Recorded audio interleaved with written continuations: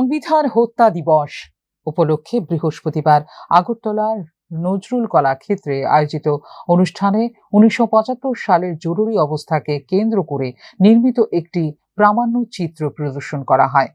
অনুষ্ঠানে উপস্থিত ছিলেন মুখ্যমন্ত্রী ডাক্তার মানিক সাহা, বিজেপি প্রদেশ সভাপতি অভিষেক দেবরায়, দলের অন্যান্য নেতৃত্ব, জনপ্রতিনিধি ও বিশিষ্ট ব্যক্তিত্ব।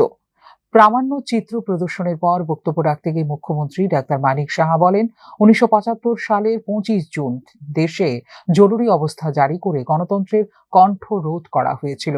সংবাদ মাধ্যমের স্বাধীনতা হরণ, বিরোধী রাজনৈতিক নেতাদের গ্রেফতার এবং সাধারণ মানুষের মৌলিক অধিকার সংকুচিত করার মতো পদক্ষেপ সে সময়ে নেওয়া হয়েছিল বলে তিনি উল্লেখ করেন।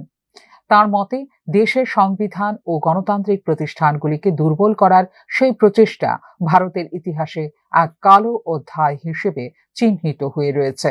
মুখ্যমন্ত্রী আরো বলেন, নতুন প্রজন্মের কাছে জরুরি অবস্থার প্রকৃত ইতিহাস তুলে ধরা অত্যন্ত জরুরি, কারণ গণতন্ত্র, সংবিধান এবং নাগরিক অধিকারের গুরুত্ব সম্পর্কে সচেতনতা বাড়াতে অতীতের এই অধ্যায় থেকে শিক্ষা নেওয়া প্রয়োজন। তিনি বলেন, মত প্রকাশের স্বাধীনতা, সংবাদ মাধ্যমের স্বাধীনতা এবং গণতান্ত্রিক অধিকার রক্ষার মধ্য দিয়েই একটি শক্তিশালী রাষ্ট্র গড়ে তোলা সম্ভব। অর্থাৎ সংবিধানের 360 নম্বর ধারা অনুযায়ী এটি জারি করা হয়। যখন দেশের কোন আর্থিক স্থায়িত্ব বা ঋণের কারণে যদি হুমকির বিষয় দাঁড়ায়, তাহলে ইমার্জেন্সি করা হয়, জারি করা যায়। কিন্তু এখানে আমরা যেটা দেখলাম যে ন্যাশনাল ইমার্জেন্সি বা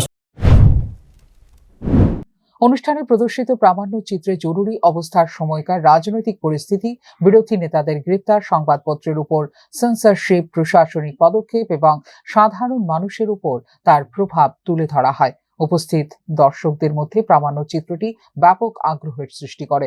অনুষ্ঠানে বক্তারা বলেন, গণতন্ত্রকে সুদৃঢ় রাখতে এবং সংবিধানের মর্যাদা অক্ষুণ্ণ রাখতে ইতিহাসের এই অধ্যায় সম্পর্কে সকলের, বিশেষ করে তরুণ প্রজন্মের জানা প্রয়োজন। একই সঙ্গে দেশের গণতান্ত্রিক মূল্যবোধ রক্ষায় ঐক্যবদ্ধভাবে কাজ করার আহ্বানও জানানো হয়।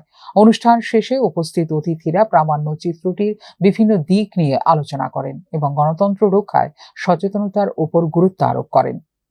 ফিউরো রিপোর্ট, নিউজ নাও।